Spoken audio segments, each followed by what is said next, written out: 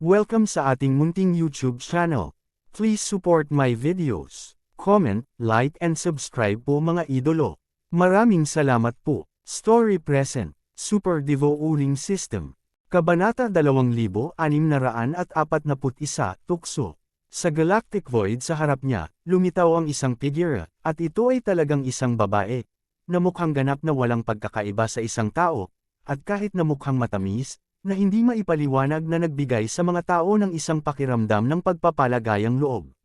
Nang makita ang eksenang ito, kahit na natanggap na ni Yeshua ng eksaktong pahiwatig ng Devo Uling System, sa sandaling ito, hindi maipaliwanag na medyo kinilig siya, na may pag-aalinlangan sa kanyang mukha, at muling napatunayan ito sa Devo Uling System. Ang resulta ay pareho pa rin, ang kabilang partido ay talagang isang demonyo, ngunit ang kanyang lakas ng paglilinang ay hindi masyadong malakas, tanging ang ikalimang order ng Star Core Realm. Gayunpaman, sa kaso na imposibleng matukoy kung ang kanyang pagkakakilanlan ay isang demonyo pa rin, ito ay ang lakas ng paglilinang ng ikalimang order ng Star Core Realm. Ang babaeng ito ay karaniwang magagarantiyahan ang kanyang kaligtasan sa Burial Star Domain, at ang kanyang matamis at mabait na hitsura ay ang pinakamahusay na proteksyon. Sa unang pagkakataon, nagkaroon ng malinaw na pag-unawa si Yesuan sa konsepto ng mga demonyo. Sa sandaling ito, ang babaeng demonyong ito ay nagmimina ng pinagmula ng Star Core sa isang hindi masyadong malaking bituin, at ang locus yung pinili niya ay medyo lihim din, kung hindi dahil sa sistema ng paglamon ni Yesuan, maaari niyang walang habas na mararamdaman ito sa isang tiyak na distansya, kung lumipad lang siya dito, natatakot siya na talagang hindi niya mahahanap ang kabilang partido. Walang kamalay-malay, tiningnan ni Yesuan ang bituin na ang kabilang partido ay nagmimina at nalaman na wala talagang Star Core na pinanggalingan sa loob ng Star Core nito, kaya lumabas na siya sa Purple Hidden Shuttle sa isang pag-iisip, at pagkatapos na ilagay ang battleship, itinago niya ang Cultivation Realm sa antas lamang ng ikalimang order ng Star Core, at pagkatapos ay umalis siya at nahulog patungo sa mga bituin sa ibaba. Ang isang bagay na dapat ipaliwanag dito ay na kung ang karaniwang powerhouse, kung ang kaharian ay hindi isang buong kaharian na mas mataas kaysa sa kabilang partido, sa pangkalahatan ay walang paraan upang linangin sa isang perpektong nakatagong lugar. Ito rin ang dahilan kung bakit nakikita ni Jiaolong ang paglilinang ni Xuanyuan Ziying sa isang sulyap, bagaman itinago ng huli ang kanyang paglilinang, ngunit dahil sila ay nasa parehong dakilang kaharian, makikita nila ang isa't isa sa isang sulyap. Ngunit iba si Yesuan, at ang pagkakaibang ito ay isang bagay na natuklasan niya kamakailan lamang. Hindi banggitin sa loob ng parehong Great Realm, kahit na siya ay isang powerhouse ng maraming Great Realm na mas malakas kaysa sa kanya, walang paraan upang makita kung ano ang kanyang itinatago at nililinang. Ang lahat ay dahil sa kawalan. Kahit na ang pamamaraang ito ay mayroon lamang mga labi ng nakaraang 8 pangunahing kaharian, ito ay nakilala bilang isang mabituing kayamanan sa antas ng kalangitan ng sistemang lumalamon, at ang orihinal na antas nito ay maiisip lamang. Dahil mismo sa pagsasaayos ng Cave Void kung kaya't itinago ng kasalukuyang Yesuan ang aktwal na Cultivation Realm sa ikalimang order ng Star Core Realm, kahit na siya ay isang powerhouse sa Black Hole Realm, tiyak na wala siyang makikitang anumang pahiwatig. Nagkunwari si Yesuan na hindi hinahanap ang kabilang partido, at sinimulan ding minahan ang bituin na ito, ngunit ang locus yung pinili niya ay hindi kalayuan, at ang paggalaw ay napakalaki, sapat na malaki upang maalarma ang kabilang partido. Ang dahilan kung bakit ganito ang kaso ay gusto rin ni Yesuan na subukan ang kabilang partido para sa kapakanan ng kaligtasan, at pagkatapos ay gumawa ng isang hakbang, kung ang kabilang partido ay hindi isang demonyo, ang isang cute at mabait na lahi ng tao ay namatay sa kanyang mga kamay, si Yesuan ay makaramdam ng kaunting kalungkutan sa kanyang puso, ngunit siya ay natatakot na ito ay magkakaroon ng tiyak na epekto sa Dao Heart. At kung pagkatapos ng tukso, binaril pa rin ng kabilang partido ang kanyang sarili, kung gayon, kahit na hindi siya demonyo, si Yesuan ay hindi magkakaroon ng anumang gusot kung papatayin siya nito. Sa paraan ng paglilinang, ang puso ng Dao ay napakahalaga, ang uri ng pag-iral na bulag na naghahanap lamang ng mga benepisyo, at walang anumang ilalim na linya at pagpupersage sa kanyang puso, ay maaaring mabilis na lumago sa paglilinang, ngunit sa parehong paraan, pagkatapos na maabot ang isang tiyak na kaharian, ang posibilidad na makatagpo ng mga demonyo sa puso ay tataas din ng malaki. Sa puntong ito, Si Yezuan ay may karanasan, kaya palagi siyang may sariling prinsipyo sa pagkilos. Hindi pagkukunwari, cause and effect talaga sa dilim, kailangan kong pansinin. Itong dawist, parang lumagpas ka na sa linya, matagal na akong naghuhukay, tapos bigla mong isiningit, medyo masungit ba? Nang si Yezuan ay hinuhukay ng husto ang Meteorite Star Essence Sword, isang bahagyang hindi kasiya siyang boses ang umalangaw-ngaw sa hangin sa likuran niya. Agad siyang huminto, tumingin dito ng may pagtataka, at pagkatapos ay ngumiti, at medyo nahihiya na nagsabi, nahukay na pala ang bituin na ito, hindi ko lang nakita kanina, nahihiya talaga ako. Panipi, pero, sa sandaling nagbago ang mga salita, itinuro ni Yezuan ang malalim na daanan na hinukay niya. Ngunit nakakuha ako ng napakahusay na pag-atake na magic weapon kalahating taon na ang nakalipas, at ang bilis ng paghuhukay ay mas mabilis kaysa sa iyo. Kung sakali, bakit hindi tayo magsanib puwersa, at sa oras na iyon, paano natin hatiin ang malaking bilang ng mga pangunahing pinagmulan ng bituin sa ibaba? Panipi, anong ibig mong sabihin? Halatang tumalon ang mga kilay ng kabilang partido, ngunit pinilit niyang kumalma. Halatang nabigla sa mga salita ni Yezuan tungkol sa pinagmulan ng malaking bilang ng mga Star Core. Okay, kung gayon, prangka ako, sa totoo lang, mayroon akong bloodline ng Starry Sky Devouring Beast, at hindi ko sinasadyang nanghuli ng isang batang hayop sa simula, kaya ako. Sa pagsasalita tungkol dito, nakita ni Yezuan na ang mga mata ng kabilang partido ay lumuwa ng may kabuluhan, alam na naiintindihan niya ito, kaya hindi na siya nagpatuloy. At pagkatapos ay nagsabi, sa ilalim ng bituin na ito, mayroong halos 3 kubiko na ikapitong antas na lila, at 3 sukat ng kamao na ikawalong antas na itim, ikapitong antas at kalahati, ikawalong antas ng isa, ikawalo. Sa pagtutulungan, makukuha natin ito sa lalong madaling panahon, kaya nga hindi ko nalang pinansin ang kilusan. Panipi, kung hindi, sa sandaling dumating ang iba pang mga powerhouse, matatakot lang ako sa paglilinang ng ikalimang order ng aking Star Core Realm. Sa katunayan, pareho ka, halos pareho tayo, at hindi kami natatakot kung sino ang haadlang kung sino pagkatapos ng mga bagay ay nasa kamay, at may iba pang mga tao sa pugad, kaya mas mahusay na kumuha ng kanilang sariling bahagi at kumita ng kapalaran. Ang lahat ng ito ay makatwiran, at ang babaeng demonyo ay halatang naantig, at pagkatapos ng kaunting katahimikan, siya ay tumango at sumang-ayon. Mabuti naman, ang bilis ng paghuhukay ng magic weapon ko, maghuhukay ako sa harap ng main force, nasa likod ka, isakripisyo mo na lang ang magic weapon para tumulong, at the same time maging alerto sa sitwasyon sa labas, kapag may dumaan na ibang tao, tandaan mong huminto muna ako pansamantala, para hindi makaakit ng mga tao dahil masyadong malaki ang galaw. Pagkatapos magsalita, nilunok ni Yezuan ang kanyang laway, na nagpapakita ng hitsura ng pagkainip, at nang isakripisyo niya ang Meteorite Star Essence Sword, nagsimula siyang maghukay ng malakas. At ang babaeng demonyo ay nagkunwaring nag-aalok din ng mga magic weapon sa labas upang tumulong, ngunit ang kanyang mga mata ay kumikislap paminsan-minsan, na halatang hindi mapakali. Hindi sa ayaw niyang mahuli ng buhay si Yezuan, isa itong Living Star Core Origin Probe. Ngunit kung isa sa alang-alang na ang lakas ng dalawang panig ay halos pareho, at ang malaking espada sa kamay ng kabilang partido ay ang pinakamahusay, malinaw na wala siyang kakayahan. At huli na para bumalik at tumawag sa isang tao, at ang kabilang partido ay dapat na kainahinala. Pagkatapos mag-isip tungkol dito, sa wakas ay nagpasya siyang patayin ang pumatay. Anuman ang mangyari, kunin muna ang halos 3 kubiko na antas ng ikapitong antas na purple at 3 pangwalong antas na itim, kasama ang mga ito, isa ng magandang tagumpay na bumalik. Sa sandaling naisip niya ito, sinamantala ng babaeng demonyo ang kawalan ng pansin ni Yezuan, at ang mahiwagang sandata na orihinal na hinukay sa likod ng kanang bahagi ng kanyang katawan ay biglang lumiko sa direksyon at dumiretso sa likod ng ulo ni Yezuan.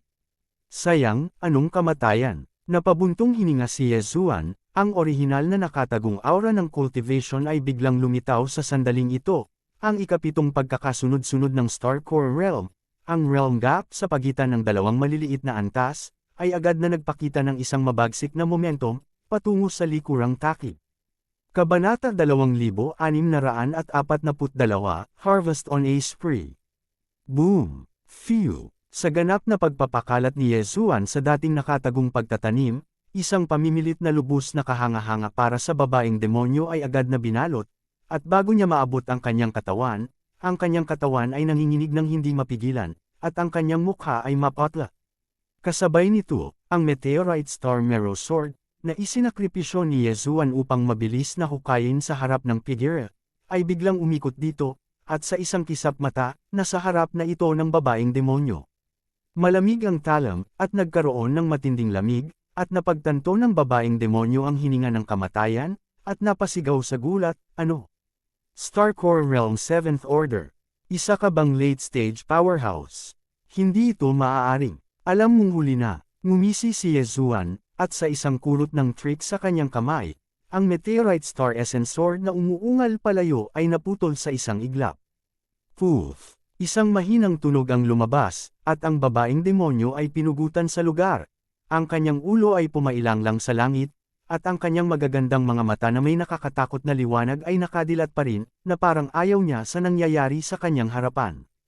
Kasabay nito, mula sa leeg ng walang ulo nitong katawan, mayroon ding isang lukab ng mainit na dugo na umaagos palabas. Si Yesuan ay sumimangot. Iginulong ito sa lupa sa itaas ng mga bituin gamit ang isang alon ng kanyang manggas, at pagkatapos ay lumakad patungo sa ulo ng demonyong kagandahan na gamulong sa gilid. Ang hitsura ng lahi ng demonyo at lahi ng tao ay ganap na pareho, ang pagkakaiba lamang ay ang una ay may isang demonyong core sa bungo. Ang demonyong core na ito ay katumbas ng dagat ng kamalayan ng human powerhouse, hindi lamang ang pundasyon ng paglilinang, ngunit mayroon ding isang tiyak na amplitude na epekto sa espiritual na kapangyarihan. Malakas ang espiritual na kapangyarihan ng mga kapangyarihan ng demonyo, kahit nawalisin ng taong monghe ang kanyang katawan gamit ang kanyang banal na sentido, hindi niya matukoy ang anumang mga abnormalidad, ito ay tiyak na dahil ang demonyong core. Sa kanyang isipan ay nagpapalakas ng espiritual na kapangyarihan, upang matakpan ang pagtuklas at pagwawalis ng panlabas na kapangyarihan ng divine consciousness. Sa sandaling ito, hawak ni Yesuan ang Meteorite Star Essence Sword, nakatayo sa harap ng patay na ulo ng babaeng demonyo, at biglang nakaramdam ng bakas ng pag-aalinlangan at pag-aalinlangan saglit. Kung walang ram or demon core sa bungo ng babaeng ito, nakakahiya talaga. Umiling ang kanyang ulo at mapait na ngumiti, winageway ni Yesuan ang kanyang kanang kamay, at ang Falling Spirit Star Merrow Sword sa kanyang kamay ay agad na naghiwa ng itim na gilid, at tahimik na hiniwalay ang ulo ng babaeng demonyo. Siyempre, kung isa sa alang-alang na maaaring mayroong demonyong core sa bungo na ito, medyo nasusukat ang galaw ni Yesuan, at gumamit siya ng kasanayan, ngunit hindi niya puputulan ang demonyong core at ang kanyang ulo kasama ng isang espada. Poof! Isang mahinang tunog ang dumating, at ang ulo ng demonyong babae ay agad na nahati sa dalawang bahagi, at sa gitna ng pula at puting bagay, isang prismatic na itim na bagay na kasing laki ng pitchpit ang nakita ni Yesuan. Oo naman, matapos lihim na makahinga ng maluwag, ikanaway ni Yesuan ang kanyang kamay at tumama ang hindi nakikitang aura, na bumabalot sa mga itim na prismatic na kristal sa bungo, at ang mantsa ng dugo ay naanod sa bahagyang pagkabigla.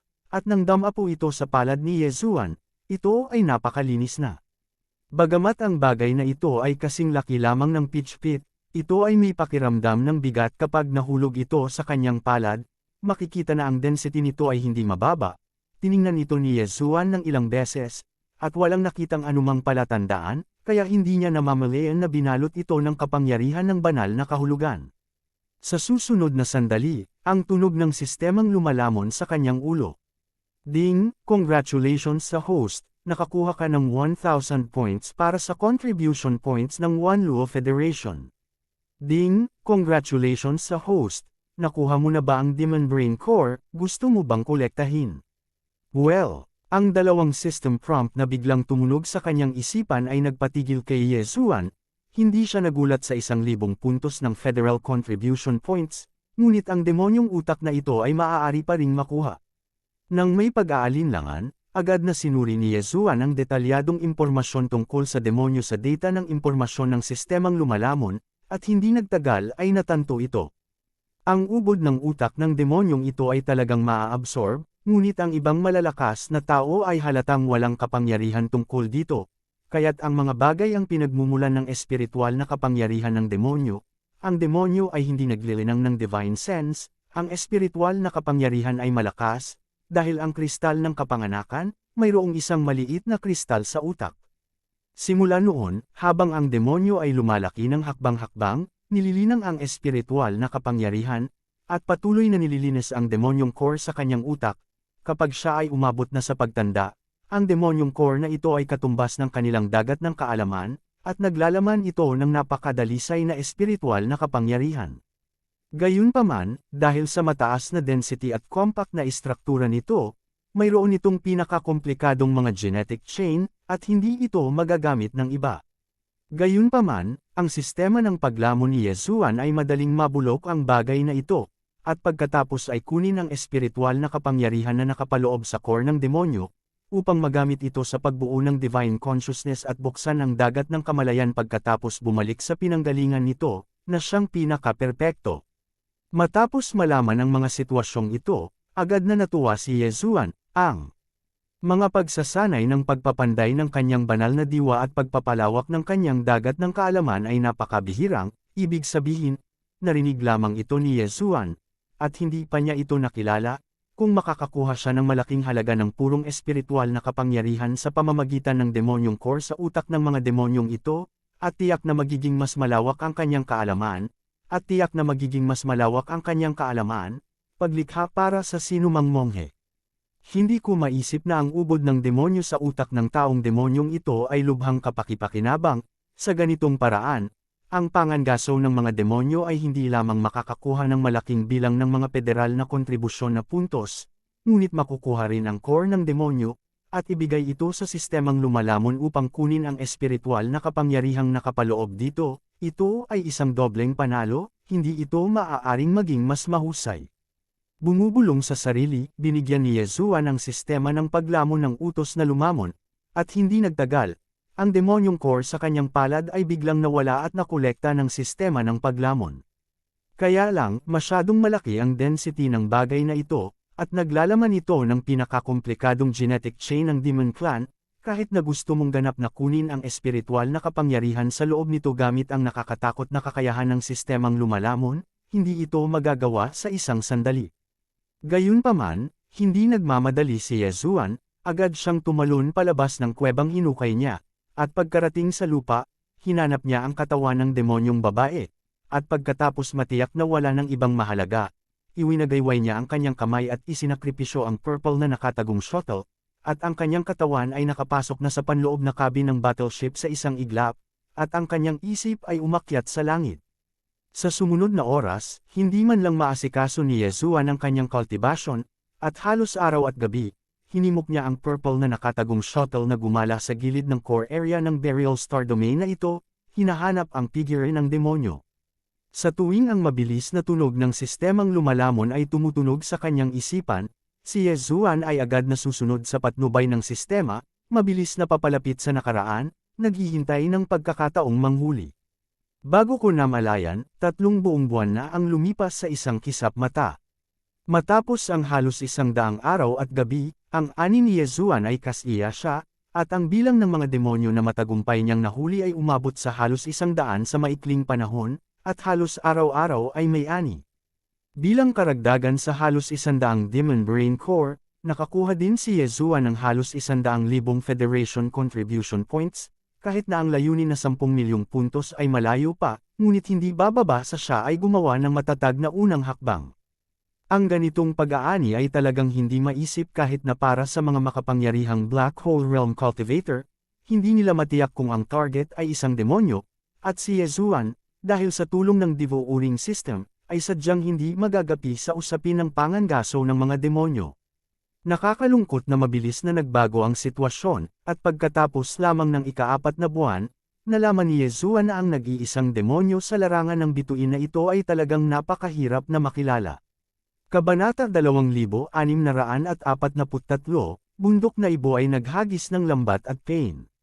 Sa nakalipas na 3 buwan, si Yesuan ay talagang nakatagpo ng maraming demonyo, at sa ibabaw, tila sila ay ganap na hindi nakikilala sa mga tao, at ang mga target na pinili niyang atakihin ay nag-iisa.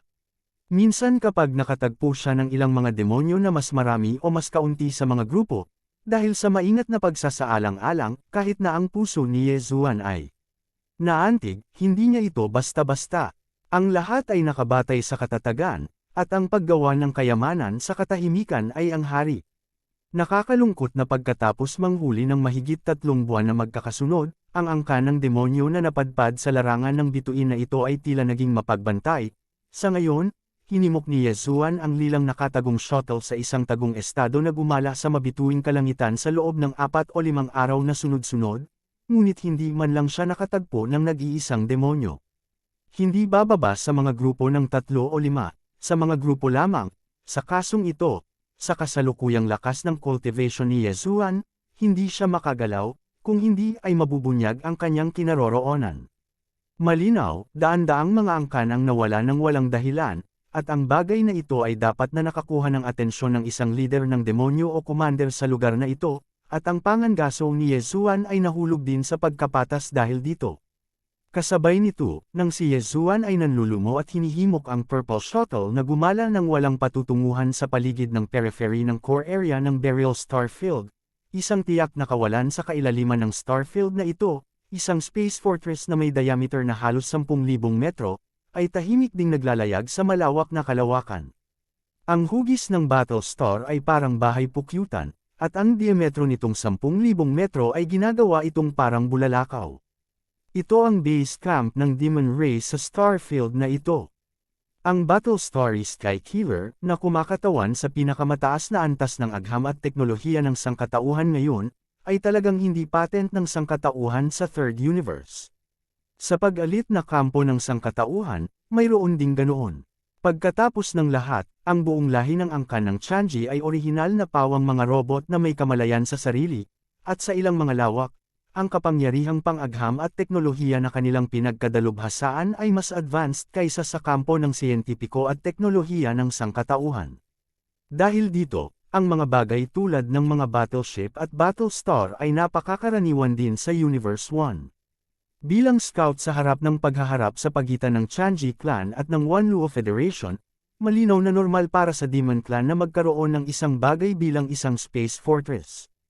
Pagkatapos ng lahat, nagmula sila sa unang universo patungo sa Beryl Starfield, at bilang karagdagan sa mahabang paglalakbay sa pagitan ng mga bituin, kailangan nilang pumasok sa cosmic wormhole upang maabot ang ikatlong universo na inookupahan ng sangkatauhan mula sa unang universo.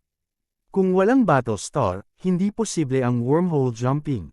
Siyempre, dahil ito ang pangatlong universo na inookupahan ng sangkatauhan, ang Space Fortress na ibinigay ng Celestial Machine Clan sa hukbo ng Demon Scout ay dapat na espesyal na isinasaalang-alang sa hitsura, at ito ay eksaktong kapareho ng karaniwang ordinaryong Space Fortress sa kampo ng teknolohiya ng sangkatauhan.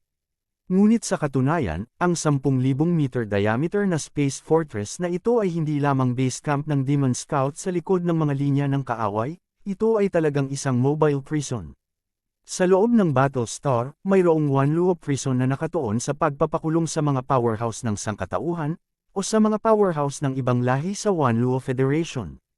Ang sinumang tinatamaan ng mga demonyong ito sa Beryl Starfield, at iniisip na ang lahat ng biktima na may tiyak na halaga ay mahuhuli nilang buhay at itatapon sa Wanluo prison sa loob ng Battlestar. Ang mga kapangyarihan ng mga lahi ng tao na ito ay karaniwang nabibilang sa uri ng pag-iral na may mga espesyal na kakayahan sa isang partikular na larangan, o namumukod-tangi. Ang kahalagahan ng paghuli ng Celestial Machine Clan sa mga taong elite na ito ay kapareho ng panawagan ng Wanluo Federation sa lahat ng makapangyarihang tao sa buong federation na tugisin ang kalaban at makuha ang kanilang mahahalagang mapagkukunan. Ang 10,000 meters sky-rising Space Fortress ay kabilang sa antas ng kalawakan, at walang kahit isang Chanhae Star, at sa malawak at walang hangganang Beryl Starfield na ito, mayroong kabuuang 10 Star River level na Space Fortress na tulad nito. Sa bawat kuta ng kalawakan sa antas ng kalawakan, mayroong 10,000 ordinaryong demon powerhouse, syempre, mayroong malalakas at mahinang lakas. Ang namumuno sa 10,000 ordinaryong demonyong kapangyarihang ito ay isang maliit na pinuno ng lahi ng demonyo. 10 planeta-level battlestars, 10 maliliit na boss, at 100,000 demon powerhouses. Ito ang forward scout camp na inayos ng Celestial Machine Clan sa Burial Star Domain. Siyempre, sa lahi ng demonyo, bukod pa sa maliit na ulo, nariyan din ang malaking pinuno, isang malaking pinuno, na kumokontrol sa 10 maliliit na ulo at ang 100,000 demonyong kapangyarihan sa ilalim ng kanilang pamumuno. Tungkol sa Grand Commander, mayroon siyang 10 malalaking boss sa ilalim ng kanyang pamumuno, at ang mga demonyo ay malakas sa milyon-milyong, nagiging isang tribo. 10 tribo at 10 mahusay na commander ang bumubuo sa buong lahi ng demonyo, na may kabuuang populasyon na higit sa 10 milyon. Gayunpaman, sa mga demonyong powerhouse na nakatalaga sa Burial Star Domain sa buong taon, ang pinakamakapangyarihan at pinakamaharlika ay isa lamang malaking boss, at ang maliliit na leader na kumokontrol sa 10 Taishing Fortresses ay nasa ilalim ng kanyang lahat. Ang taong ito ay ang Supreme Commander ng Heavenly Machine Scout sa ikatlong universo, na pinangalan ng Bakhai, at siya ay isang supreme powerhouse na may paglilinang sa huling yugto ng Black Hole Realm. Kabilang sa 10 Space Fortress ng Demon Race, ang kung saan mismo si Bakhai ay nakaupo ay ang headquarters ng Demon Scout, ngunit ang mala-flagship na Space Fortress ay palaging nakatago sa pinakamalalim na bahagi ng core ng Burial Star Field, at hindi ito madaling umalis. At ang Space Fortress na ito na dahan-daw ang nagmumula sa kawalan sa di kalayuan. Ang maliit na pinuno ng mga demonyong nakaupo dito ay pinangalanang Naibu Mountain, at ang halos 100 demonyong powerhouses na hinuhuli ni Yezuan ay nasa ilalim niya lahat. Mayroon lamang higit sa 10,000 mga demonyo sa buong kuta ng kalawakan, at higit sa 100 ang nawala sa loob ng maikling panahon. Ang proporsyon na ito ay hindi pa nakikita noon. Kung hindi mo malalaman ang katotohanan dito, ang bundok na Ibo ay hindi makapagpaliwanag sa lahat kay Bakhai, at tiyak na mapaparusahan ka. Dahil dito, nagpasya siyang pumunta ng personal, umupo sa Starfield na ito, at gawin ang kanyang makakaya upang maimbestigahan ang katotohanan ng lubusan. Ang buong Space Fortress ay parang pugad ng mga taluktok, nahahati sa maraming layer. Ang ibaba ay Wanluo Prison, at ang tuktok na lugar ay ang pribadong teritoryo ng Mount Naibo. Sa sandaling ito, sa inner cabin sa itaas na palapag ng kuta, na napakalawak na walang katapusan, ang Mount Naibo ay nakaupong malungkot sa isang marangyang beast skin sofa, na napapalibutan ng mga demonyong bantay. At hindi kalayuan sa kanyang tagiliran, may ilang malalakas na demonyo na may mga pinipigilang ekspresyon na nakatayong maingat na nakatali ang kanilang mga kamay. Ang mga taong ito, nakatatapos lang magulat ng pangkalahatang sitwasyon ng pagkawala ng demonyong taga-Manman, ay nag-aalala na ngayon sa kanilang mga puso. Gusto mo bang piliin ang nag-iisang clansman? Sa ganitong paraan, ang taong nakatago sa mga anino, ang kanyang cultivation realm ay hindi dapat masyadong malakas. Gusto kong makita. Kung anong klaseng tao ito, na naglalakas loob na tretuhin ang aking demonyo clan bilang isang biktima. Isang malamig na liwanag ang sumilay sa kanyang mga mata, at ang bundok na Ibo ay nagpakawala ng mahabang hininga, na para bang gusto niyang ilabas ang lahat ng kaba at inis sa kanyang dibdib, at pagkaraan lamang ng mahabang panahon ay lumingon siya at humarap sa ilang mga alipor sa tabi niya, at nagutos sa malalim na tinig, isuot ang cane, lahat ng mga angkan, sino ang mga ito, dapat mong pakilusan, anuman ang dapat mong gawin sa lahat ng bagay, kahit anong kilos ang dapat gawin, mga ngaso ng demonyo, tandaan, kailangan mong hulihin ang nabuhay. Di nagtagal, sa pagkakasunod-sunod ng Mount Naibo, huminto ang battle star sa likuran ng isang malaking bituin, at kaagad pagkatapos, isang malaking bilang ng mga powerhouse ng demonyo ang sunod-sunod, tulad ng mga balang na nagwiwisik patungo sa malawak na larangan ng bituin. Kabanata 2644, ang bitag ng taong demonyo. Isang buong buwan na ang nakalipas, at hindi pa nakatagpo ng nag-iisang demonyo si Yezuan. Sa panahong ito, kahit na ang pinakamaliit na bilang ng mga demon powerhouse na nakatagpo niya ay nasa 3 o 5 tao, bagaman ang mga ordinaryong demon cultivation realms ay karaniwang umaaligid sa kaharian ng Star Core, ngunit sa napakaraming tao, hindi pa rin naglakas loob si Yezuan na mabilis na kumilos nang hindi niya matiyak na iiwan niya ang lahat ng iba pang partido. Siya ay naghihintay ng pagkakataon, ang mga demonyo ay halatang alerto na, ngunit habang ang oras ay ipinagpaliban, ang kanilang tensyon na mga espiritu ay unti-unting nakakapagpahinga pagkatapos ng lahat, Sa oras na iyon, ito na ang oras para kay Yesuan upang magsimulang muli sa pangangaso. Bago mo alam, ito ay 3 buwan sa isang iglap, at para sa mga monghe, ang ilang buwan ay talagang isang kisap mata, at maraming beses na tumatagal ng ilang taon o mas matagal pa upang magsanay sa pag-urong, at ang ilang buwan ay talagang wala. Ngunit sa nakalipas na ilang buwan, nakaramdam ng matinding paghihirap si Yesuan, at nang siya ay naiinip, hinimok pa niya si Zizuan Shuo na pumunta sa malalayo at malalayong lugar ng Starfield na ito upang minahan ang pinagmula ng mga Star Core sa gitnang core ng mga bituin upang magpalipas ng oras. Hanggang sa araw na ito, nang hinukay ni Yesuan ang lahat ng pangunahing pinagmula ng bituin na maaaring mamina sa isang maliit na piraso ng kawalan, ang matagal nang nawawalang mabilis na tunog ng sistema ng assassin ay muling tumunog sa kanyang isipan. Ding, hanapin ang demonyong individual, lokasyon, kaliwa front Starfield. Mga demonyo ng paisa-isa. Biglang lumiwanag ang mga mata ni Yesuan, at ang buong tao ay agad na natuwa. Sa loob ng isang buong kalahating taon, ang sistema ng assassin ay paminsan-minsan ay nagbibigay ng mga senyales tulad ng pagtuklas sa grupo ng mga demonyo, at ang sitwasyon ng pagtuklas ng nag-iisang demonyong individual tulad ngayon, kahit na naramdaman ni Yesuan na medyo malayo at hindi pamilyar, at lumitaw lamang sa unang 3 buwan. Hindi sila nanghuhuli ng kahit isang demonyo sa loob ng higit sa kalahating taon, at ang kanilang pagbabantay ay dapat na unti-unting lumuwag. Kung hindi, ang isang sitwasyong tulad nito kung saan ang isang demonyo ay kumikilos ng mag-isa ay karaniwang nawala sa nakalipas na 6 na buwan. Nang walang pag-aalinlangan, agad na hinimok ni Yesuan ang Purple Shuttle at tahimik ngunit napakabilis na humabol patungo sa direksyon na ipinahiwatig ng sistema ng assassin. Ang isang figure ng isang demonyo ay lumitaw sa lalong madaling panahon sa Galactic Void sa kanyang harapan, ang kanyang katawan ay mukhang napakalakas, kahit na mayroon lamang isang likod, ngunit siya ay karaniwang mahuhusga na ang kabilang partido ay nasa prime of life, at ang kanyang cultivation strength ay hindi masama, at siya ay kapareho ni Yesuan, at siya rin ang ika-7 order ng Star Core Realm.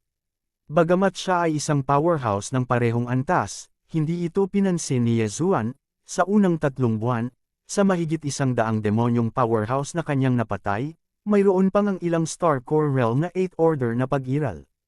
Para sa ika-7 order ng Star Core Realm, mayroong higit sa 1 dosina. Dahil si Yesuan ay tumungo sa landas ng cultivation, siya ay lumago ng buo, maging ito ay karanasan sa pakikipaglaban o mental na kalooban, malayo siya sa pagiging maihahambing sa mga ordinaryong powerhouse, kasama ang katotohanan na mayroon siyang aura ng Purple Hidden Shuttle, sa ilalim ng biglaang palihim na pag-atake. Kahit na ito ay isang demonyo ng ika-9 na order ng Star Core Realm, may kumpiyansa siyang lumaban at pumatay. Sa sandaling ito, ang demonyo sa kanyang harapan ay hindi alam kung anong uri ng estado ang kanyang naranasan, at siya ay nagmamadaling ibinaon ang kanyang ulo, at sa ilalim ng buong paghihimok ng paglilinang sa huling yugto ng Star Core Realm, ang kanyang katawan ay halos naging isang Star River Arrow, at siya ay mabilis na tumawid patungo sa malawak na field ng bituin sa kanyang harapan. Sayang na kahit gaano pa kabilas ang bilis niya, hindi pa rin niya may kumpara sa Hidden Shuttle kung tutuusin. Wala pang kalahating tasa ng tsaa ang kinuha ni Yesuan upang lapitan ang kabilang partido. Ito ang resulta ng mahabang panahon na sumunod siya sa likod niya dahil sa pag-iingat, kung hindi, kung hikayatin ni Yesuan ang Purple Shuttle ng buong lakas, magagawa niyang harangin ang kanyang daan sa ilang paghinga. Phew! Isang matalim na tunog ng pagkabasag ng langit ay biglang tumunog, pagkatapos matiyak na ang lahat sa paligid niya ay gaya ng dati at walang kakaiba, si Yesuan ay agad na gumawa ng desisyon, at siya ay nakakilos na sa unang pagkakataon. Ang kanyang katawan ay sumabog mula sa purple na nakatagong shuttle, at ang Meteorite Star Essence Sword ay naging isang itim na liwanag, na parang kidlat, at sa isang kisap ng isang mata ay nalaslas na niya ang likod ng isang demonyo. Boss! Sa sandaling ito din na biglang lumitaw ang isang nanginginig na tunog na parang buzz, at ang nakapalibot na malawak na galaxy void ay nanginig ng husto, at nang siya ay nahuli, si Yesuan ay nakaramdam lamang ng pagkabigla sa kanyang mga sentido, at agad na nakaramdam ng pagkahilo. Ang eksenang ito ay hindi gaanong naiiba sa pakiramdam na naramdaman niya nang sumugod siya mula sa itim na bituing iyon pagkatapos patayin si Bai Shili, at ang 10 planetary level na Federation military standard na mga barkong pandigma sa ilalim ng utos ng huli ay nag-activate ng Space Oscillator ng sabay-sabay, sa gayon ay nakakagambala sa kawalan ng isang panig. Boom! Bago pa siya makapag-react sa oras, ang orihinal na walang laman na galactic void sa harap niya sa kanan ay biglang narinig ang tunog ng dumadagandong na kulog, at isang malaking pulot-pukyutan-type battleship na kasing laki ng meteor na may diameter na 10,000 metro ang biglang bumaba. Ito ay malinaw na isang kuta sa kalawakan, at ito rin ay antas ng kalawakan, higit sa isang nebula na may diameter na higit sa 5,000 metro. Malaki ang pagbabago ng kutis ni Yezuan, at ang kanyang buong puso ay lumubog sa ilalim. Sa kanyang paningin, ang demonyong nasa kawalan sa kanyang harapan na nagmamadali, sa sandaling nakita ng meteorite star Mero sword na malapit na niyang putulin ang kanyang ulo, ang kanyang katawan ay naging streamer na, at isang itim na haligi ng liwanag ang nabaril ng biglang lumitaw na kuta sa kalawakan, at ito ay nawala sa isang iglap. Cain, Pitfall. Ang mga kaisipang ito ay nag-flash sa kanyang isipan, ang puso ni Yezuan ay tumibok ng malakas, at itinaas niya ang kanyang kamay ng walang pag-aalinlangan, gustong isakripisyo ang purple na nakatagong shuttle, at tumakbo palayo sa lalong madaling panahon. Now that you're here, don't go. The human race is really talented. I can't imagine that there's people who can accurately distinguish the difference between US demons and humans. I really wonder how you do it. Sa isang panunuya, ang figure ng bundok na ibo ay lumitaw sa galactic void sa kanyang harapan, at halatang siya ay tila kalmado at hindi nagmamadali sa kanyang mga hakbang, ngunit siya ay malapit na sa isang kisap mata, ang kanyang ekspresyon ay mabangis at kakilakilabot, at hindi man lang siya nag-abalang isakripisyo ang mahiwagang sandata, at nang itinaas niya ang kanyang kamay, ang kanyang kanang palad ay napalitan ng isang higanteng si Ye, na nakabalot sa isang higanteng si X isang hod. Black Hole Realm. Marahan na sumigaw si Yezuan, ang kanyang mga mata ay malungkot sa sukdulan, ngunit ang mga paggalaw sa kanyang mga kamay ay hindi tumitigil, at naisakripisyo na niya ang lilang nakatagong shuttle sa ilang sandali, at ang kanyang katawan ay umindayog dito, hinihimok siyang tumalikod at tumakas ng buong lakas.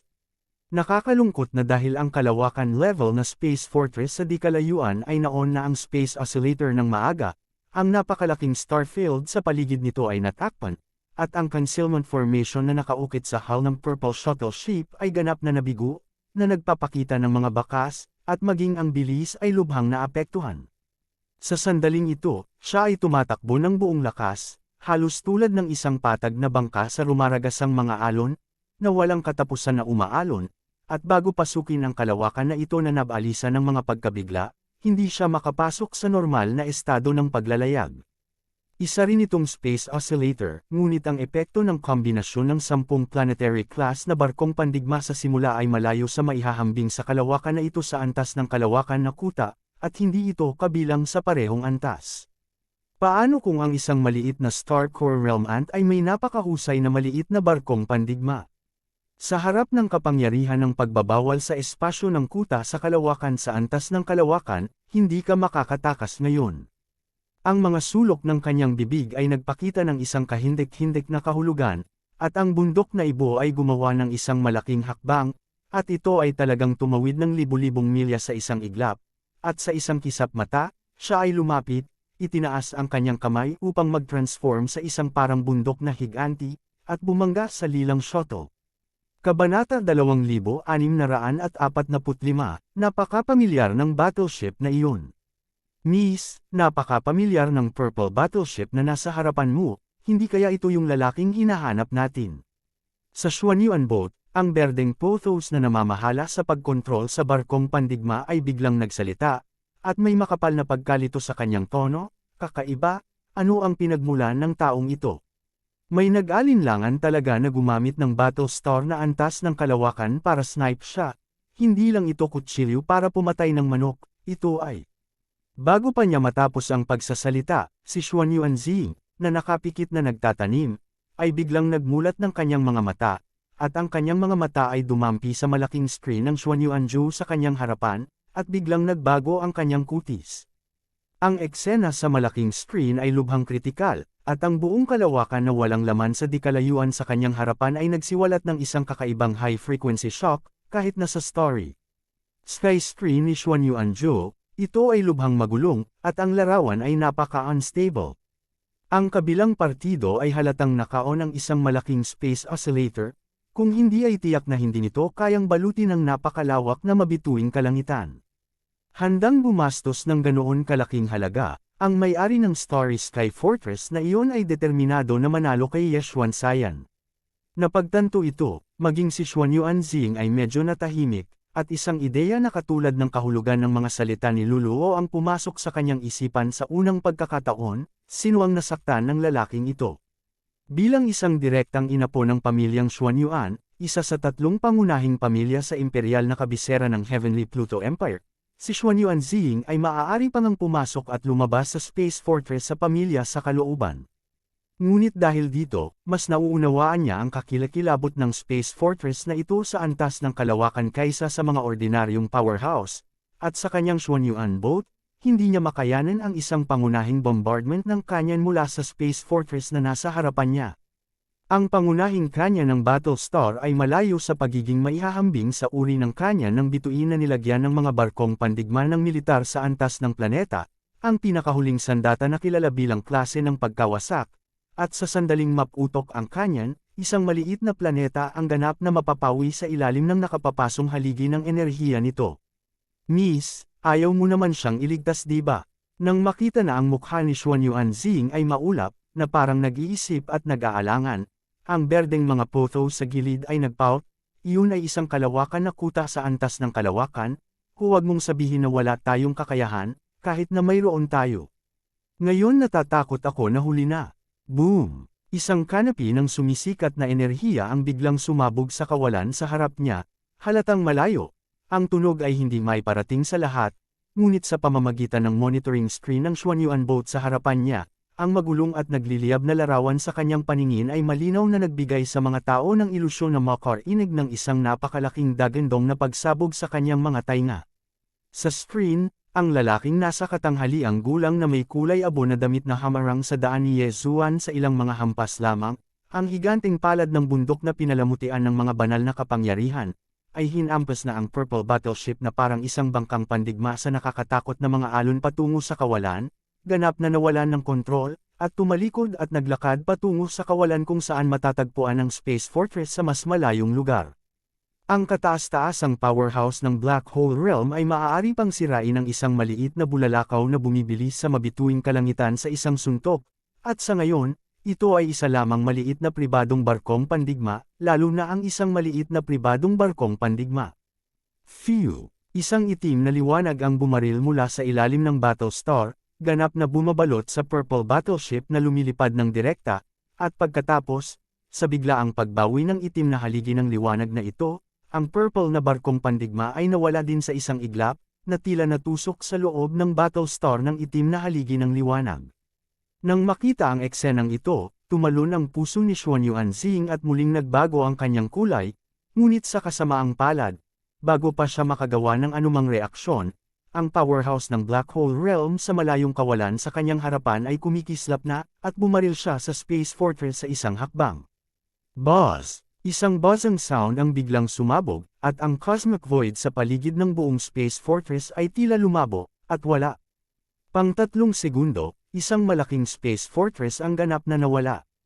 Ang ganitong uri ng teknolohiya sa paglukso sa kalawakan ay sadyang hindi posible para sa mga ordinaryong barkong pandigma, at tanging ang ganitong uri ng pulot-pukyutan na kuta sa espasyo, dahil sa napakatatag at matatag na istruktura nito, ay halos hindi makalaban sa puwersa ng pagkapunit ng kalawakan kapag tumatalon. At sa sandaling i-activate ng Battlestar ang space jump at mawala, kung gusto mong mahanap muli ang mga bakas nito sa maikling panahon, ito ay karaniwang isang panaginip. Sa puntong ito, natural na alam ni Xuan Yuanzing na kapag napagtanto niya mula sa walang laman na screen ng pagsubaybay ni Xuan Yuanzhou sa kanyang paningin na si Ye Xuan ay kinuha ng kabilang partido, at natakot siya na wala ng pag-asa na mabuhay, isang malakas na pakiramdam ng pagkawala ay biglang dumating sa kanyang puso, at siya ay napabuntong hininga.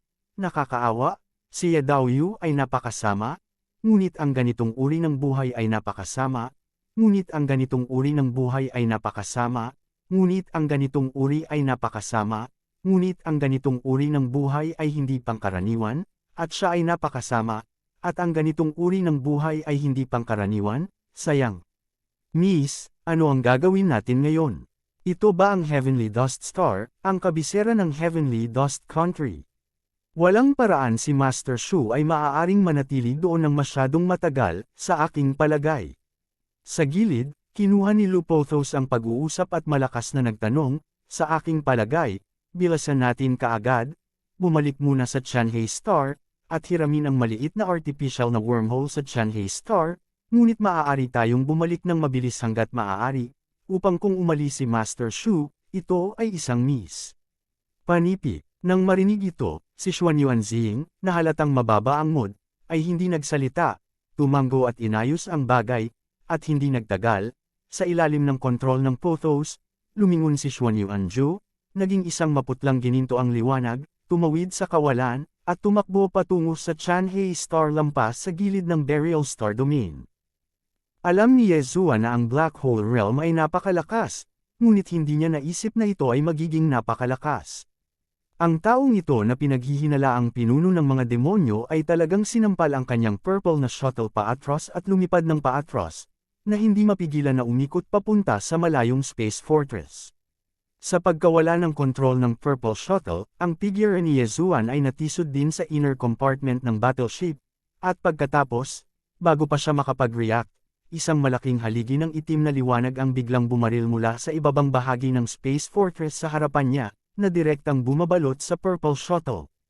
Ang itim na haligi ng liwanag na ito ay hindi alam kung ano ang misteryo, ngunit mayroong isang napakalakas na puwersa ng pagsipsip na hindi maipaliwanag, at si Yezuan ay nag-ilusyon pa, na parabang ang purple na shuttle ay malapit ng kontrolin ng puwersa ng pagsipsip na ito, at pasibong itinapon ang sarili palabas ng cabin.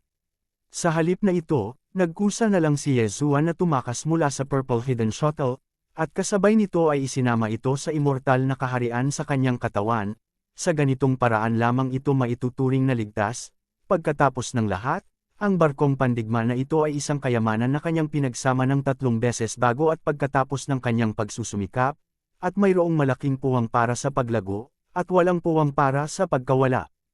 Habang inilalayo ang lilang shuttle, ang figure ni Yezuan ay direktang nalantad sa kapangyarihan nitong napakalaking itim na haligi ng liwanag, nang walang anumang pagtutol, tulad ng isang dahon sa isang bagyo, at ang nakakatakot na kapangyarihan ng pagsuso mula sa itim na haligi ng liwanag ay direktang nilamon ang underspace na lugar ng Battlestar, pumasok sa isang kakaibang espasyo na lubhang kakaiba, at sa lahat ng dako ay puno ng malamig at desperado na aura.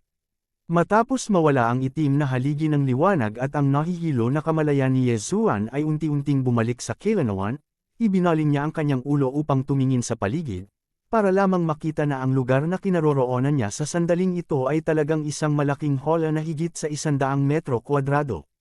Siya lang ang nasa hola, ngunit sa pagtingin sa puwang sa hola, laking gulat ni Yezuan nang makitang nasa paligid niya ang lahat ng ganoong hola, at halos lahat ng mga ito ay ikinulong ng isang figure. Kabanata 2646, bilangguan ng Wanluo. Sa sandaling ito, hindi pa rin alam ni Yezuan na siya ay nakakulong na sa Wanluo Prison sa ilalim ng Battlestar. Upang malaman ang lahat ng uri ng impormasyon tungkol sa lahi ng tao sa ikatlong universo, at kasabay nito ay makuha ang pinakamasaganang star core na pinagmulan sa Burial Star Field, ang Celestial Machine Clan ay espesyal na nagtayo ng 10 espesyal na galaxy-level na space fortress para sa demon race na ginamit bilang forward scouts. Ang iba't ibang makabagong teknolohiya na ginagamit ng 10 kuta sa kalawakan ay higit pa sa mga teknolohikal na kampo ng sangkatauhan sa ikatlong universo. Pagkatapos ng lahat, ang lahat ng mga clansmen ng buong Tianji clan ay orihinal na umunlad pagkatapos ng kapanganakan ng kamalayan sa sarili ng mga matatalinong robot, at sa mga tuntunin ng siyentipiko at teknolohikal na pananaliksik at pagbabago, bilang mga robot, mayroon silang likas na kalamangan sa mga tao. Ang napakalaking itim na haligi ng liwanag na nagpasok kay Yezuan sa Space Fortress na ito noon ay isa sa mga makabagong teknolohiya na natatangi sa Heavenly Machine Clan. Bilang karagdagan, ang mga henyo ng Celestial Machine Clan, na bihasa sa teknolohiya ng pagmamanupaktura ng barkong pandigma, ay gumamit pa ng teknolohiya sa pagtitiklop ng espasyo sa loob ng 10 kuta sa kalawakan na ito sa antas ng kalawakan. Huwag tingnan ang 10 kuta sa kalawakan na ito bilang isang malaking pugad na may diameter na 10,000 metro lamang, ngunit ang espasyo sa loob ng mga ito ay malayo sa pagiging kasing simple ng diameter na 10,000 metro. Kung hindi, imposibleng makipagkasundo sa libu-libong mga demonyong scout. Sa katunayan, sa mga buong Space Fortress, ang pinakagumagamit ng space folding technology ay ang One Loop Prison sa ibaba. Ang One Loop Prison, gaya ng ipinahihiwatig ng pangalan, ay ang kahulugan ng bilangguan na ginamit upang ikulong ang malalakas na tao ng One Loop Federation. Sa ilalim ng 10 Space Fortress na ibinigay ng Heavenly Machine Clan sa mga Demon Scout, mayroong One Loop Prison sa bawat isa. Ang mga taong nakakulong sa loob ay pawang mga powerhouse ng One Luo Federation na nakuha nila sa Burial Star Domain. Ang buong One Luo Prison ay may malawak na lugar, at mayroong hindi bababa sa 10,000 mga independenteng hola tulad ng isa na humahawak kay Yesuan sa sandaling ito. Kung walang space folding technology, ang libu-libong hola lamang na ito tulad ng mga saradong bahay, huwag isipin ang pagpupuno sa kanila sa Space Fortress, ang espasyo ay malayo sa sapat. 10,000 hola, bawat isa ay may lawak na humigit kumulang 100 metro kwadrado, ay nakakalat sa buong One Luo Prison. Ang ilan ay medyo malapit sa isa't isa, ang iba ay medyo malayo. Sa abot ng mata, ang mga ito ay siksikan, at walang katapusan sa paningin. Siyempre, ito rin ay dahil ang liwanag sa bilge ng Battlestar kung saan matatagpuan ang buong One Luo Prison ay napakadilim, at ang kalabuan na ito ay tila medyo katulad ng aura ng itim na haligi ng liwanag. Na dinala ni Yesuan upang makulong dito noon, na nagpapakita ng kakaibang kahulugan. Sa katunayan, sa buong espasyo ng malawak na lugar ng One Luo Prison, malinaw na may ilang mahinang itim na ambon, at ang mga ambon na ito ang hamarang sa paningin ni Yesuan, na naging dahilan upang hindi siya makakita ng masyadong malayo, at maging ang pagpapalawak ng kanyang divine consciousness ay naging mahirap, na parang nahulog siya sa kumunoy. Malinaw na sanhi ito ng itim na fog, at ang layunin ay dapat na pagbawalan ang mga makapangyarihang tao ng Federation na nakakulong sa One Luo Prison na makipag-ugnayan sa isa't isa gamit ang kanilang mga banal na pandama. Matapos maalis ang kanyang pag-iisip, lumingon pa si Yeshwandang sa hola, at sinubukan pang pag-aralan ang mga haligi ng hola, ngunit sa kasamaang palad ay hindi niya ito matitinag, hindi lamang ito matigas at abnormal, ngunit tila konektado ito sa buong Space Fortress, na mahirap sirain. Matapos subukang hindi mapakinabangan, pansamantalang ibinalik ni Yesuan ang bagay sa kanya, kahit na nagkaroon siya ng pagkakataong makatakas, tiyak na hindi ngayon ang pinakamagandang oras. Pagkatapos maupo ng naka-crossleg, sinubukan ni Yesuan na palawakin ang kanyang banal na pakiramdam, ngunit nalaman na pagkatapos na matagpuan ng hola ang mahinang itim na ambon na lumulutang sa espasyo sa labas, ang pinalawak na divine consciousness ay agad na nawalan ng kahulugan, at ang kakaibang itim na ambon na ito ay talagang may nakakatakot na epekto ng paglamon sa banal na pakiramdam ng monghe. Mula sa puntong ito, kahit na wala itong epekto sa kapangyarihan ng banal na diwa ng monghe, ang karaniwang malakas na tao ay karaniwang hindi nangangahas na kumilos ng madali, at ang mga natamo ay mas malaki kaysa sa mga pagkalugi. Sa kabutihang palad, kahit na ang divine sense ay hindi mapapalawak, at ang line of sight ay hindi masyadong makikita, ang sitwasyon sa lugar na ito sa loob ng radius ng 1 kilometro sa paligid ni Yesuan ay lubos pa rin niyang naiintindihan, kahit na ang itim na fog ay kakaiba, ito ay hindi masyadong mayaman, at lahat sa loob ng 1 kilometro ay malinaw na nakikita. Pagkatapos magbilang ng mabuti, nalaman ni Yesuan na may kabuuang 45 hola ang ipinamahagi sa paligid niya, at sa bawat hola ay may isang figurang nakaluhod sa lupa, nakapikit, na parabang siya ay nasa isang estado ng pagmumuni-muni, ganap na hindi natinag sa pagdating ni Yesuan. Ang 45 tao na ito ay lalaki at babae, matanda at bata, karaniwang lahat ng tao, ngunit mayroon ding mga federal na powerhouse ng ibang lahi. Ang kanilang hininga ay lahat ay pinipigilan, hindi nila nakikita ang kanilang paglilinang, at sila ay nakaupo na parang mga patay na tao.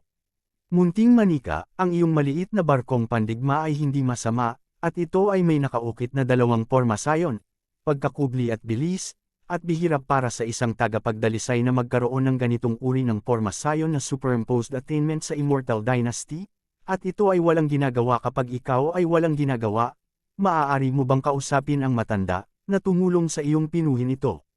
Habang si Yezuan ay malalim na umuungol, sa hall sa kanang bahagi, na 100 metro lamang ang layo mula sa kanya, isang berdeng buhok na matandang lalaki na orihinal na nakakrus ang paa sa lupa ay biglang nagmulat ng kanyang mga mata at nagkusa na kausapin siya. Malinaw, noong si Yezuan ay puwersahang tinungga dito ng itim na haligi ng liwanag na iyon noon, ang buong proseso ay nakita ng mga figure sa kulungang ito, at ang berdeng buhok na matandang ito ay maaaring na-accused dahil malapit siya kay Yezuan at madaling makipag-usap nang hindi ginagamit ang kanyang divine sense. Nakakunot ang noo, casual na. Sumagot si Yezuan, ang battleship na ito ay ibinigay ng isang senior, sinasabing ito ay isang lumang bagay na ginamit niya noon, ngunit ngayon ay hindi na ginagamit, kaya ito ay mas mura para sa iba, kaya hindi ko talaga alam kung sino itong taong nagpapadalisay. Panipi. Kasinungalingan. Sa sandaling bumagsak ang mga salita ni Yezuan, ang mapang-akit na boses ng matanda na may berdeng buhok ay dumating na nagpahayag ng isang bakas ng pagkadismaya, talaga bang matanda na ang aking matandang mata ay nahihilo? Ang iyong barkong pandigma ay malinaw na pinino kamakailan, at ito ay hindi hihigit sa 3 o 5 taon, paano mo ito maitatago sa matanda? Panipi. Huwag mo nang banggitin ng iba. Ang dalawang superimposed concealment at speed formations lang, ang mga linya ng kanilang rune ay malinaw na nagpapakita ng bagong engraved atmosphere, pinag-aralan ng matanda ang paraan ng formation sa buong buhay niya, kahit anong maliit na formation rune, sa aking paningin, ay maaaring magbunyag ng maraming impormasyon. Sa pagsasalita tungkol dito, nakita ng may berdeng buhok na matandang lalaki na si Yezuan ay hindi nagpatuloy sa pag-imik. Ang kanyang tono ay hindi napigil ang huminahon, at siya ay bumantong hininga, at pagkatapos ay nagpatuloy, sayang, sa katunayan, ang matanda ay walang ibang kahulugan, at ngayon ay nahulog na ito sa mga kamay ng angkan ng Tianji, at ito ay karaniwang walang pag-asa na mabuhay, ngunit bigla kong nakita ang iyong pag-iral ng barkong ito ngayon, at nakita kong wala na ang iyong barkong pandigma, mas mahina kaysa sa matanda sa landas ng pagbuo. Panipi. Kung naaawa ka sa akin, magtanong ka lang, hindi mo kailangang masyadong kabahan, walang magnanasa sa alinman sa iyong mga kayamanan sa Wanluo prison na ito, dahil ito ay walang kabuluhan. Naunawaan ni Yezuan ang ibig sabihin ng kabilang partido, pagkatapos ng lahat sila ay nasa isang hall, at marahil kapag ang mga demonyong scout na ito ay bumalik sa lalong madaling panahon, silang lahat ay ibabalik sa unang universo kung saan matatagpuan ang Heavenly Machine Clan. Sa kasong ito, ang mga bagay tulad ng mga kayamanan ay talagang hindi mahalaga. Kaya lang, sa kanyang malaking sorpresa, ang berdeng buhok na matandang nasa kanyang harapan ay talagang isang master na nagpino sa formation path, kaya agad na dumating si Yezuan sa barko na nakaukit sa teleportation formation, ngunit ito ay nasira na. Kabanata 2647 Condensing the Demon Core. Tungkol sa paraan ng pagbuo, kahit na si Yezuan ay nakikisali sa nakaraan, siya ay may maraming karanasan, ngunit pagkatapos na makapasok sa cosmos na mabituing kalangitan, ang mga batas ng langit at lupa ay ganap na naiiba. Hindi na applicable ang way of formation na pinagkadalubhasaan niya noon. Sa makatuwid, hindi makapagsimula si Yezuan sa nasirang teleportation formation na nakaukit sa Starshift battleship. Ang tanging pag-asa ay makahanap ng isang master formation master sa hinaharap at hilingin sa kanya na ayusin ito sa kanyang ngalan. Hindi madaling imbitahan ng mga array masters. Lahat sila ay mula sa 10 heavenly palaces ng cultivation camp. Sa immortal na dinastiya ng kampo ng teknolohiya dito, ang sinumang master ng Porma Sion ay nasa malayong katayuan, at kakaunti ang mga pagkakataong mapalad na makilala. Orihinal na inakala ni Yezuan na ang pagkukumpuni ng Starshift na ito ay malamang na sa hinaharap. Hindi niya ninais na makulong ng Diablo, at sa hindi inaasahang pagkakataon ay nakilala niya ang isang malakas na tao na bihasa sa paraan ng pagbuo. Sa pakikinig sa tono ng berdeng balbas na matandang lalaki, ang kanyang mga nagawa sa paraan ng pagbuo ay tila pambihira, kahit papaano ay walang problema sa pag-aayos ng Starshift ni Yezuan. Ngayon na lahat sila ay nakulong.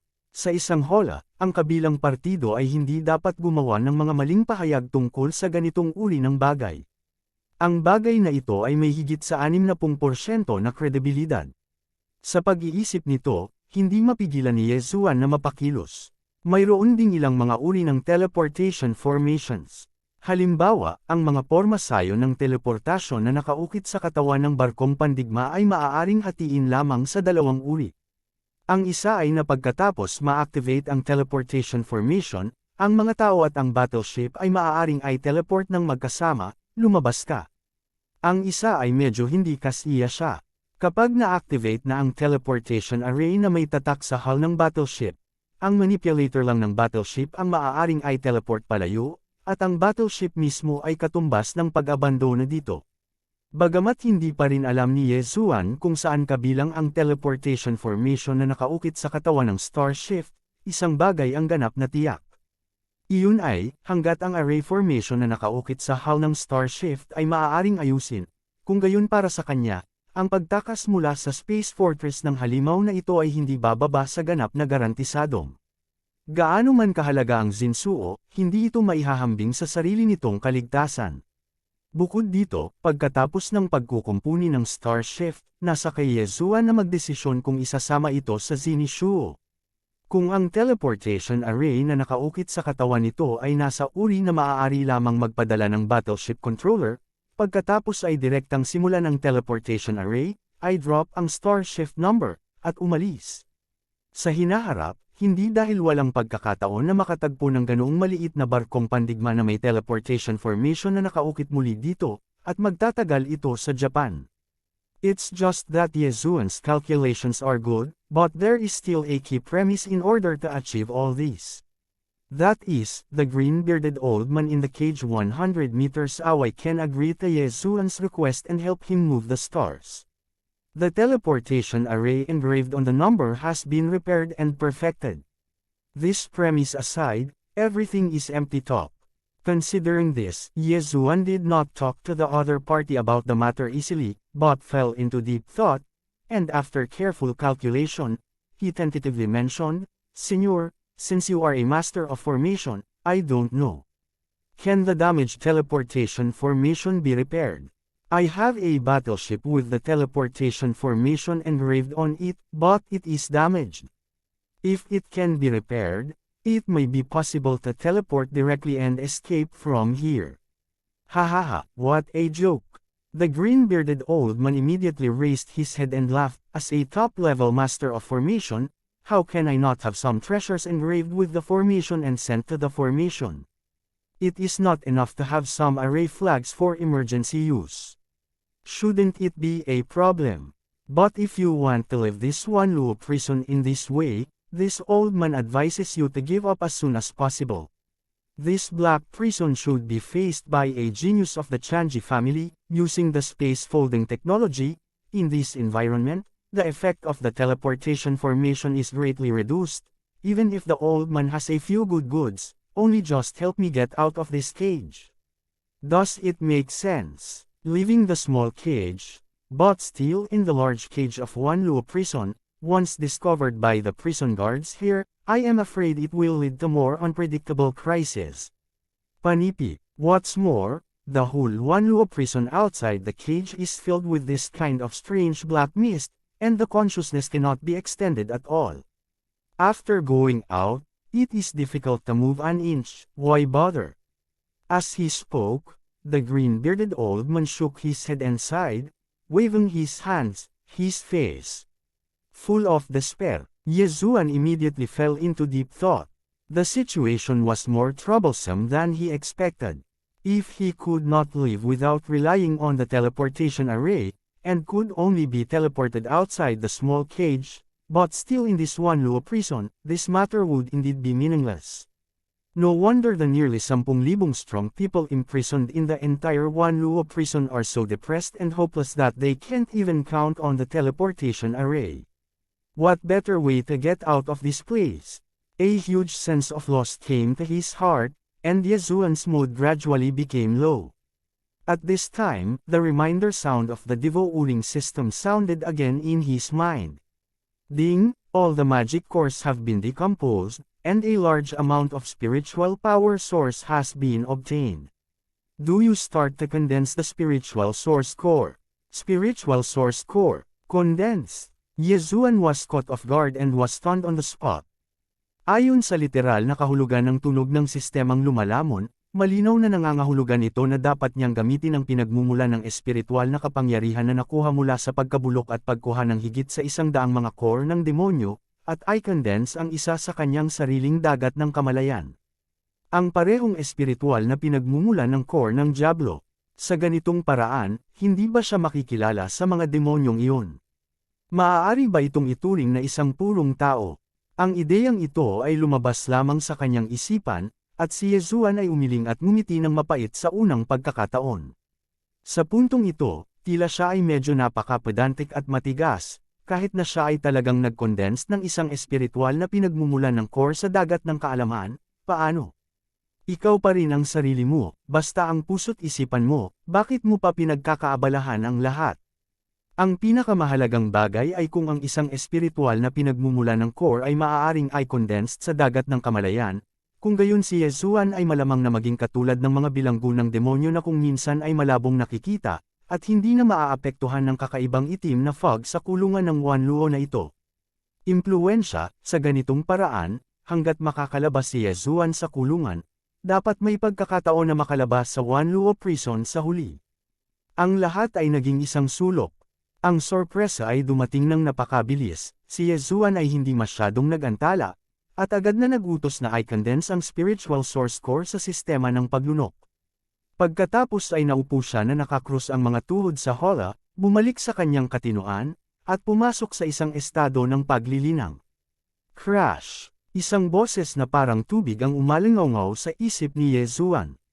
Sa sandaling pumasok siya sa estado, ang sistemang lumalamon ay mabubulok at kukuha ng malaking halaga ng espiritual na kapangyarihan mula sa higit sa 100 nuklei ng utak ng demonyo.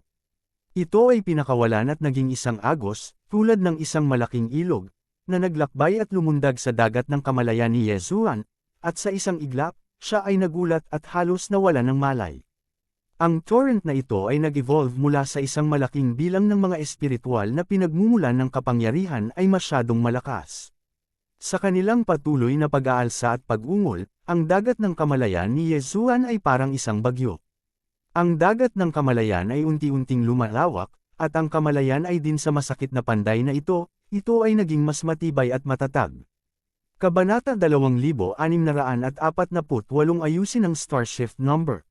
Mabagal na lumipas ang oras, at bago mo namalayan, lumipas ang isang buwan sa isang kisap mata. Sa buwang ito, kalmado ang buong kulungan ng Wanluo, at walang pumunta rito maliban sa paminsan-minsang pagpapakita ng Demon Jailer na namamahala sa pagpapatrolya.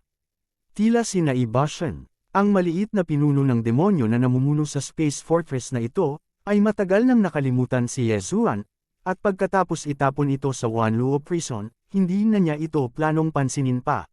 Sa katunayan, ito ay normal. Sa buong Wanluo Prison sa ilalim ng Battlestar, mayroong libu-libong powerhouses mula sa lahat ng etnikong grupo sa Federation.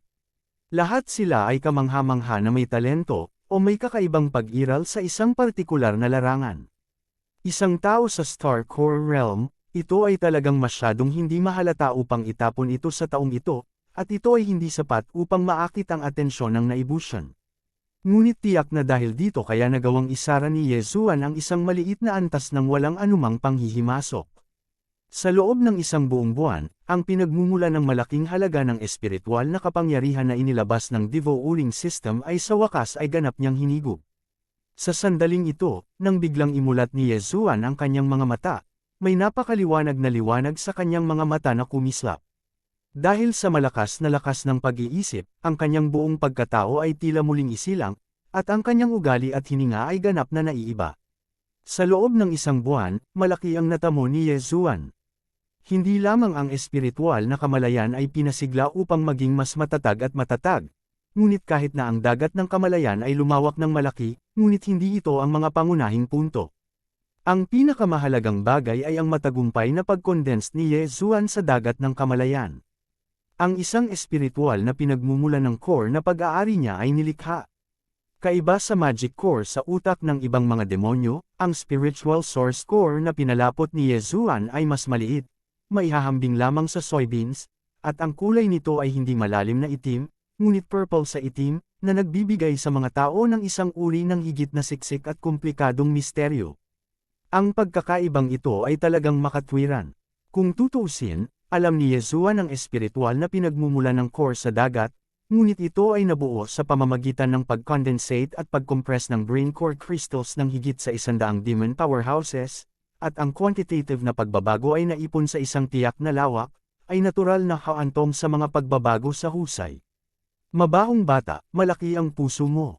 Panahon na. Pagpasok mo pa lang sa delikadong lugar ay agad ka ng kumalma at magbungkal.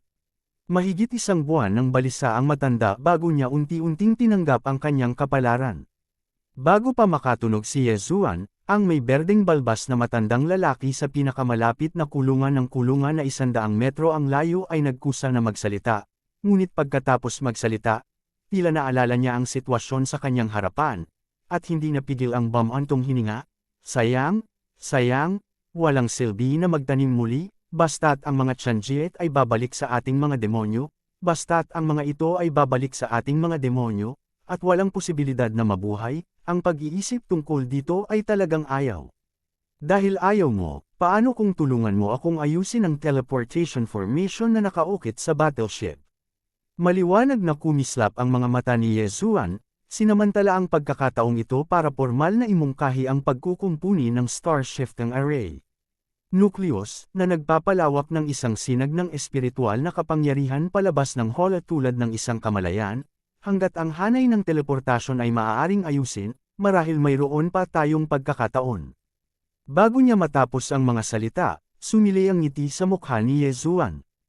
Oo nga, ang kakaibang itim na ambon na bumalot sa malawak na espasyo ng kulungan ng Wanluo sa labas ng hola ay walang kinalaman sa espiritual na kapangyarihan ng Diablo, ang pinakamaliit na impluensya. Kahit na, mahinang, naramdaman ni Yesuan na ang sinag ng espiritual na kapangyarihan na lumawak ay tila bahagyang lamambot, na nagdulot sa kanya ng ilusyon, na parang ang mga itim na ambon na ito ay may kinalaman sa espiritual na kapangyarihan ng Diablo. Natatanging pampalusog na epekto. Tulad ng malalakas na tao sa pamamagitan ng paghinga, ito ay isang katotohanan na kumuha ng espiritual na enerhiya mula sa labas ng mundo. Mabahong bata, huwag ka ng mangarap, kahit ang pagpapalabas sa iyo sa kulungan ay walang kabuluhan. Hindi magagamit ng isang magsasaka ang kanyang espiritual na kahulugan. Kung ang isang ordinaryong tao ay mawalan ng mga paa, sa ganoong sitwasyon, hindi ka makakalabas sa Wanluo Prison. Para sa mga salita ni Yesuan, ang berdeng balbas na matandang lalaki ay labis na hindi sumasang-ayon, at walang pakundangan na nagbuhos muli ng isang palanggana ng malamig na tubig. Paano kung hindi ako matakot sa mga kakaibang itim na ambon sa labas ng hola?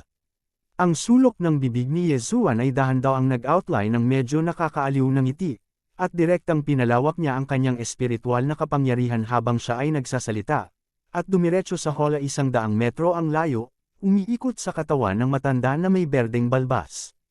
Pagkatapos ng isang bilog, ito ay binawi.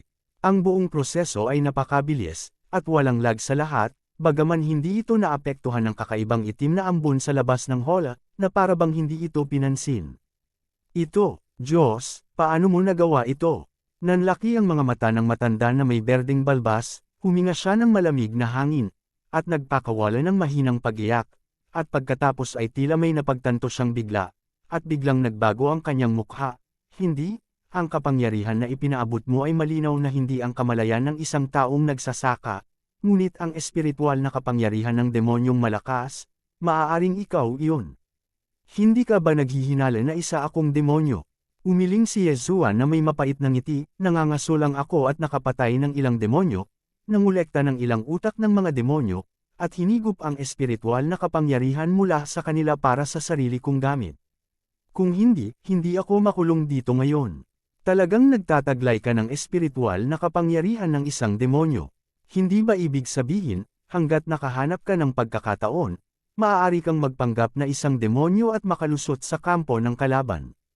Ang mga mata ng may berdeng balbas na matandang lalaki ay naging mas maliwanag at lumiwanag, at maging ang kanyang katawan ay bahagyang nanginginig dahil sa pananibik, at pagkatapos ay iniba niya ang usapan at hinimok si Yesuan, kung gayon, ano pa ang hinihintay mo? Ang barkong pandigma ay dinala dito, at ang matanda ay aayusin ang teleportation formation sa lalong madaling panahon, upang ikaw ay makaalis sa hola sa lalong madaling panahon. Hoy, dahil hindi ka matatakot sa kakaibang itim na hamog na bumabalot sa hola, at maaari ka pang magpanggap na demonyo para makalusot sa kampo ng kalaban, napaka-promising ng bagay na ito. Sa oras na ito, natural na hindi magiging magalang si Yezuan. Sa isang mahinang ngiti, kinuha niya ang space box na naglalaman ng maliit na barkong pandigma na Starshift mula sa immortal na mundo sa kanyang katawan, binalot ito ng espiritual na kapangyarihan, at direktang ipinadala ito sa hola. Sa kamay ng may berdeng balbas na matandang 100 metro ang layo. 3 days as fast as possible, 10 days as slow, siguradong ibabalik ka ng matandang ito ng battleship na may kumpletong formation, boy, wait. Itinaas ang kanyang kamay para kunin ang space box, ang berdeng balbas na matandang lalaki ay namumula na sa pananibik sa mga oras na ito. Tinapik niya ang kanyang dibdib ng buong kumpiyansa upang tumstigo kay Yezuan, at pagkatapos ay bumalik sa sulok ng hola at umupo ng naka-crossleg. Makalipas ang 3 araw, bumalik ang space box sa mga kamay ni Yezuan. Bago niya masuri ang sitwasyon ng barkong pandigma sa loob, sinabi ng matanda na may berdeng balbas, ang teleportation formation na nakaukit sa battleship na ito ay hindi masama, at ang proporsyon ng nasirang bahagi ay hindi masyadong malaki. Naayos na ito tulad ng dati, malayang gamitin ito.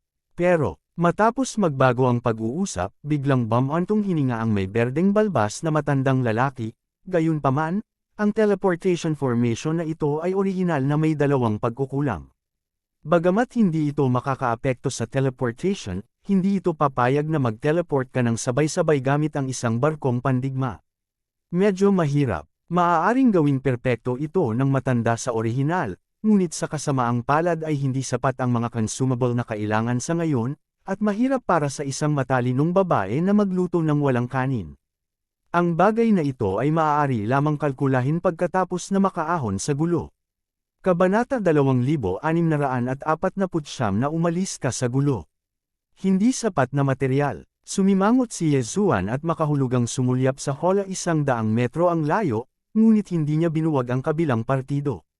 Ang berdeng balbas na matandang ito ay halatang nag-aalala na hindi siya papansinin ni Yezuan pagkatapos niyang makawala sa gulo, kaya sinasadya niya ito. Kahit medyo maliit siya, naiintindihan naman niya. Kahit na muling pinalawig ni Yezuandang ang kanyang espiritual na kapangyarihan, binalot niya ang space box na naglalaman ng Starshift at bumalik, at nahulog sa palad ng kanyang kamay.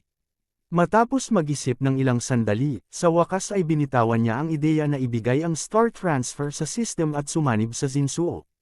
Dahil ang teleportation formation na nakaukit sa hull ng battleship na ito ay may depekto pa rin, kahit na si Yezuan ay maaaring i-teleport out, ang battleship mismo ay maaari lamang ma-stranded sa cage, kaya dapat siyang mag-ingat. Pagkatapos ng lahat, halos hindi niya matanggap ang pagkawala ng isang Starshift. Kung mawala man si Zinishua kasama niya, talagang malulungkot si Yezuan. Pag-abot upang buksan ang space locket, isang maliit na silver battleship ang tumayo. Napasok ni Yezuan ang kanyang kamalayan sa locket at kinuha ang naayos na Starshift, ngunit agad itong nasa loob ng kanyang katawan. Ang espasyo sa hola ay halos 100 metro kwadrado, at bagaman ang Starshift ay isang maliit na barkong pandigma, hindi pa rin ito may lalagay. Ang dapat gawin ngayon ni Yezuan ay pinuhin muna ang Starshift, para ito ay maging malaki o maliit hanggat gusto niya.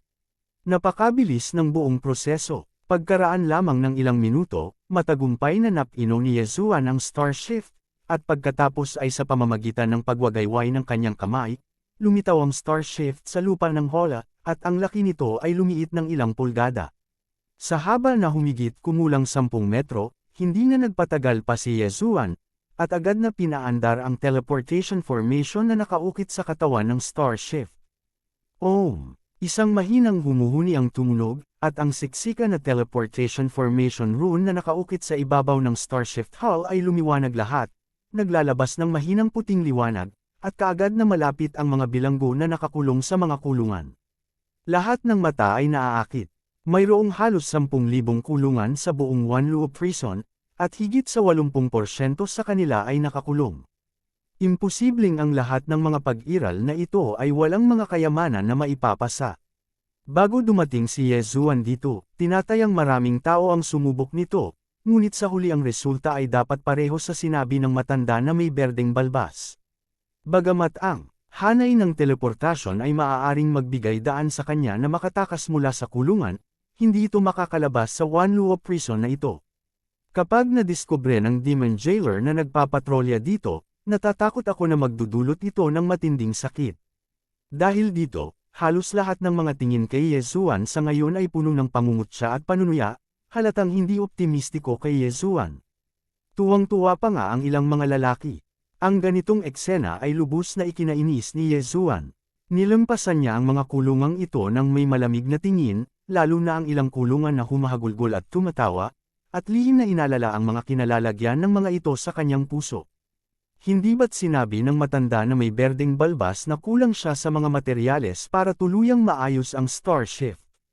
Okay, walang problema, mas kaunting materyal, tutulungan kitang pagsamahin ito. Ang buong Wanluo Prison ay nakakulong kasama ang napakaraming malalakas na Federation powerhouses. Hindi makapaniwala si Yezuan na ang kanilang storage magic weapon ay hindi man lang makakalap ng mga materyales para ayusin ang isang Star Shift teleportation formation. Kung dati, baka hindi masyadong nahiya si Yezuan na mag-shot, pero ngayon, hehe, sayo na lang ito. Sa ganitong uri ng pag-iisip, biglang gumuhit ang bibig ni Yezuan ng isang misteryosong ngiti na medyo kawili-wili, at pagkatapos ay humakbang siya sa puting liwanag na lumiwanag sa katawan ng Star Shift. Tumawag ka. Ang sinag ng teleportasyon ay kumislap, at ang Hola ay agad na bumalik sa orihinal nitong estado, ngunit ang figure ni Yezuan ay nawala, at tanging ang Star Shift ang nakatayong mag-isa sa lupa ng Hola. Halos sa parehong sandali, sa isang lugar na halos ilang daang metro ang layo mula sa Hola ni Yezuan, ang espasyo na puno ng misteryosong itim na ambon ay biglang umugoy ng bahagya na parang mga alon sa ibabaw ng tubig. Lumabas siya sa ripples, at may bahid ng excitement sa mukha niya. Sa anumang kaso, kahit papaano ay nakalabas na ako sa Hola na iyon, at mayroon akong magandang simula, at hindi malayong makatakas sa mabituing kalangitan na ito. Ibinaling ni Yezuan ang kanyang ulo upang tumingin sa paligid, mabilis na natuklasan ni Yezuan na ang lokasyon na lumitaw pagkatapos ng teleportasyon ay hindi masyadong malayo sa kanyang Hola, at ang Hola ng berdeng balbas na matandang lalaki ay mas malapit pa, mahigit 200 metro lamang ang layo, sa labas. Lumapit pa siya, huminto sa labas ng kulungan ng kalaban, at ikinulong ang kanyang mga kamay. Salamat Senior sa pag-aayos ng Star Shift. Kung may paraan siya para makalabas sa kulungan ng Wanluo na ito, hinding-hindi niya pababayaan ang mga nauna sa kanya. Bihira ka lang may puso, hindi talaga maling tao ang nakita ng matanda. Ngumiti ang may berdeng balbas na matandang lalaki, pagkatapos ay tumingin sa kaliwa at kanan, at naging seryoso ang kanyang tono, ngunit bagaman hindi ka natatakot sa mahiwagang itim na ambon na ito sa labas ng Hola, ngunit ang mga bantay ng demonyong nagpapatrolya sa kulungan ng Wanluo na ito ay hindi. Tumango si Yezuan at hindi na nagsalita pa. Tumalikod siya at nagmadaling pumunta sa isang lugar kung saan ang mga kulungan ay kalat-kalayuan, at agad na nakakita ng isang sulok at doon nagtago. Sa itim na bilangguan na ito, ang mga taong responsable sa mga gawain sa pagpapatrolya ay talagang mga ordinaryong demonyo, at ang kanilang lakas sa paglilinang ay hindi mataas. Pagkatapos ng lahat, ang lahat ng mga bilanggo ay nakakulong sa Hola, kahit na ang ilan sa kanila ay maaaring makalabas sa bilangguan sa pamamagitan ng teleportation formation ang Hola, ngunit hindi sila makaalis sa Wanluo Prison na ito. Hindi sila nang ahas na gumawa ng gulo ng madali, kung hindi, ang wakas ay kamatayan. Dahil dito, ang buong Wanluo Prison ay lubos na ligtas para sa mga nagpapatrulyang demonyong bilangguan, at hindi na kailangang magpadala ng mga eksperto upang maupo sa bayan. Mayroong kabuuang daan-daang mga demon jailers na namamahala sa pagpapatrolya sa buong Wanluo Prison. Ang kaharian ng paglilinang ay umaaligid sa itaas at ibaba ng ikalimang palapag ng Star Core Realm. Nuclear Realm 8 layers, medyo mas malakas lang si Bichi Yezuan. At ang huli ay lumaki na, halos lahat ay umaasa sa pagpatay upang malinis ang daan. Ang mga leapfrog battle ay karaniwan na para sa kanya, hanggat nakahanap siya ng pagkakataon, ang pagpugot sa Devil Jailer Commander na ito ay ganap na walang problema. Kaya lang, ang taong ito ay ang commander. Kahit na imposibleng maglakad sa paligid ng Hola ng Wanluo Prison ng mag-isa, paminsan-minsan ay lalabas siya upang tingnan ito, at maraming mga gwardya ng bilangguan sa likod niya. Upang patayin ang taong ito, ang tanging paraan ay ang pumatay muna ng isang demonyong tagapagbilanggo, itago ang kanyang pagkakakilanlan at ipasok ang pangkat ng bilangguan, at pagkatapos ay maghintay ng pagkakataon na pukawin siya at lumikha ng pagkakataong patayin siya. Sa ganitong paraan lamang, kapag nagsimula na si Yesuan, hindi na masyadong makikialam ang ibang mga demon jailers. Kung tutuusin, sa mundo ng demonyo, natural lamang sa mahihina na kumain ng malakas, at karaniwan ng hamani ng mga nasasakupan ang kanilang nakatataas. Habang iniisip niya iyon, may malinaw at maririnig na tunog ng mga yabag sa malayong direksyon ng open space sa kanang bahagi sa kanyang harapan. Nang marinig ang paggalaw, tila walang gaanong tao. Dapat 2 o 3 lang. Naningkit ang mga mata ni Yesuan, ay handa nang magsimula ng wala sa oras. Kabanata 2651 tawag at 100 tugon.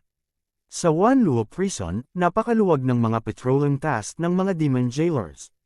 Kailangan lang nilang lumabas para mamasyal araw-araw, kahit na ang bilang ng mga patrol ay hindi partikular na mahigpit. Bagamat 5 tao ang patrol team, kung may gustong magnakaw ng lazy or something, hindi mo na kailangan pang kumustahin.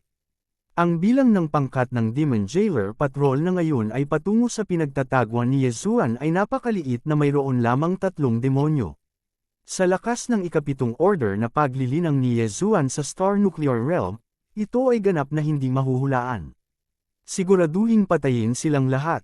Unti-unting naging malinaw ang tunog ng mga yabag, at sa wakas ay lumapit ang 3 bilanggo ng demonyo, at mahigit 20 metro lamang ang layo nila mula kay Yesuan sa sandaling ito. Tumawag ka, sa mahinang tunog ng pagbasag ng langit, nang dumaan ang pangkat ng demonyong patrol, isang itim na kinang biglang lumitaw sa kaliwang direksyon ng walang babala.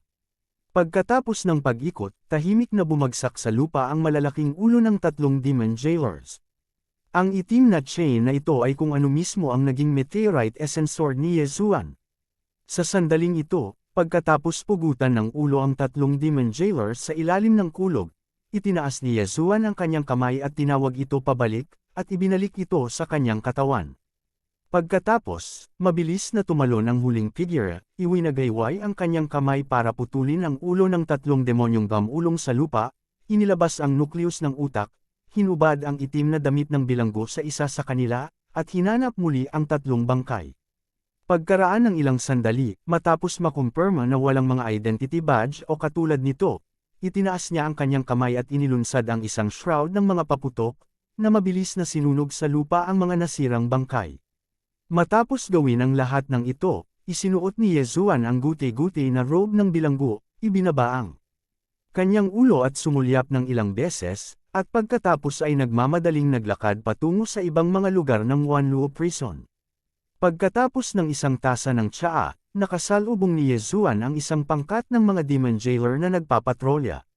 4 lang ang tao. Pagkaraan ng ilang sandali ay nag-alinlangan, umakyat siya upang salubungin siya, at masigasig na itinaas ang kanyang kamay at gumawa ng tunog. Oo naman, pagkatapos makita si Yesuan, ang 4 na demon jailers ay walang anumang abnormal na reaksyon, at kahit nangumiti at nakipag-chat sa kanya. Ang dahilan kung bakit nangyayari ang ganitong kakaibang sitwasyon ay dahil ganap na na-activate ni Yesuan ang espiritual na pinagmumulan ng core sa kanyang utak, at ang kanyang katawan ay naglalabas ng kakaibang espiritual na kapangyarihan ng Diablo. Sa katunayan, dahil pinalamutian ni Yesuan ang maliit na espiritual na pinagmumulan ng core sa dagat ng kaalaman sa kanyang utak, wala siyang pagkakaiba sa paghinga sa lahat ng mga demonyo, maging sa mga demonyo na may mataas na antas ng paglilinang. Ang malakas ay hindi kailanman makakakita ng anumang mali. Pagkatapos ng ilang salita, pamilyar sa kanila si Yesuan at ang 4 na bilanggo ng demonyo, kaya sumama na lang siya sa kanilang team, nakikipag-chat habang naglalakad sa Wanluo Prison. Sa sinadyang panliligalig ni Yesuan sa mga salita, nagkaroon ng magandang impresyon sa kanya ang 4 na demon jailer. Isang grupo ng 5 tao ang naglakad sa Wanluo Prison, nag-uusap at nagtatawanan, tulad ng matalik na magkaibigan na magkakilala sa loob ng maraming taon. Sa prosesong ito, mabilis na naunawaan ni Yesuan ang sitwasyon ng pangkat ng prison guard sa Wanluo Prison sa pamamagitan ng pag-sparring at pag-atake. Mayroong hindi nakasulat na tuntunin sa Wanluo Prison, lahat ng nagpapatrulyang mga bilangguan, hanggat mayroon silang kakayahang kumuha ng mga mapagkukunan mula sa mga bilanggo na nakakulong sa mga kulungan, pagkatapos ay 70% lamang ng mga bagay ang kailangang ibalik pagkatapos makuha ang mga ito, at ang natitirang 30%, ito ay pag-aari ng individual. Para sa 4 na demon jailers na nakatagpo ni Yesuan sa sandaling ito, napag-usapan na nila na gumawa ng aksyon laban sa isang bilanggo sa isang partikular na hola. Upang mainit na anyayahan si Yesuan na sumama sa kanya. Kahit na ang huling ani, sinabi nila na maaari nilang ibahagi ito kay Yesuan. Lahat ay magiging mabuting kapatid sa hinaharap. Sa pagkakataong ito, nagkataong nakapulot si Yesuan ng isang handa na mura, kaya karapatan na maglinang ng damdamin. Ang ganap na hindi siya nakaimik ay ang direksyon kung saan siya dinala ng 4 na lalaki na ito ay ang lugar ng kulungan kung saan siya at ang berdeng balbas na matanda ay nakakulong.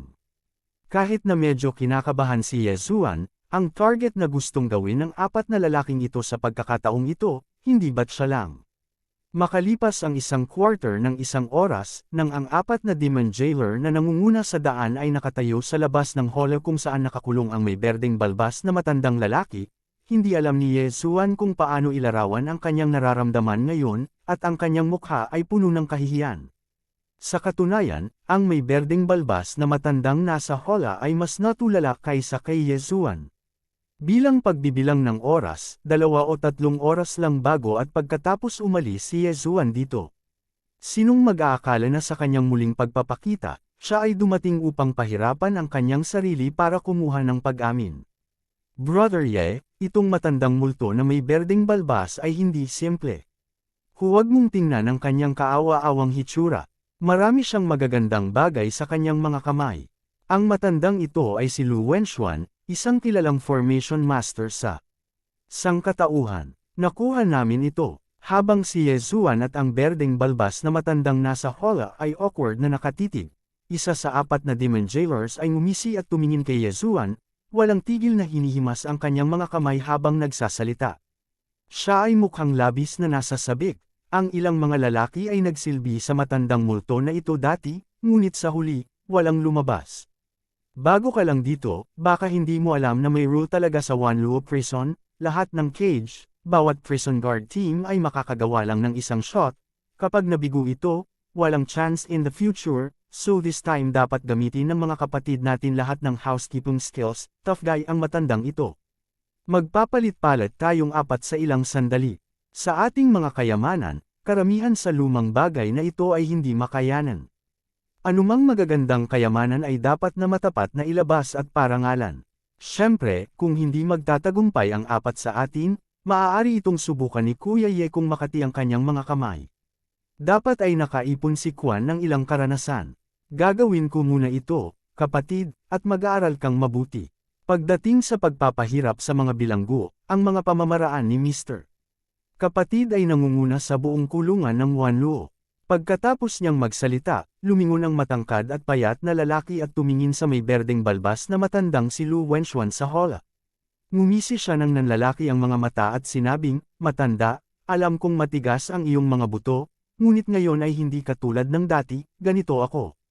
Ang pangatlong ranggo na nagpapahirap sa Wanluo Prison, kung gusto mong maiwasan ang sakit ng laman at dugo, mas mabuting ibigay mo ang lahat ng iyong mga kayamanan ng matapat, kung hindi, huwag mo akong sisihin sa pagiging bastos." Pagkatapos magsalita, nanginginig na iwinagayway ng matangkad at payat na lalaki ang kanyang kanang kamay, at ang isang pulang mahabang latigo, na hinihinalang gawa sa malalaking litid sa katawan ng isang uri ng mabituing hayop, ay biglang nalaslas sa kawalan, na nagdulot ng isang matalim at tumatagos na tunog. Agad na naging malungkot ang mukha ni Yesuan. Kung talagang hahayaan niya ang matangkad at payat na lalaking ito na pahirapan ng harapan si Old Man Lu, maaaring hindi niya matulungan ang sarili niya, o tatalikod siya at mawawalan ng mukha. Alinman sa mga ito ang gustong makita ni Yesuan, dumating. Bakit hindi mo muna ako subukan? Magaling ako sa teknik ng spiritual charm. Nakatuon ako sa pag-atake sa puso. Kung mapapasailalim ko ang matanda niya ng walang dugo, makakatipid ng enerhiya ang magkapatid, di ba? Pagkaraan ng ilang sandaling mag-alinlangan, si Yesuan ay nagnanga ng ngipin ng palihim, at nagkusa na anyayahan si Sakura, bago ibinaling ang kanyang ulo para tingnan ang matandang lalaki sa hola. Sa pagtingin sa malalim na mga mata ng matandang ito, karamihan sa kanila ay hindi makatiis. Masyadong magulo, kung gusto mo talagang parusahan, kung mapapatay ka ng kapatid ko, hindi ako magpaliwanag sa itaas.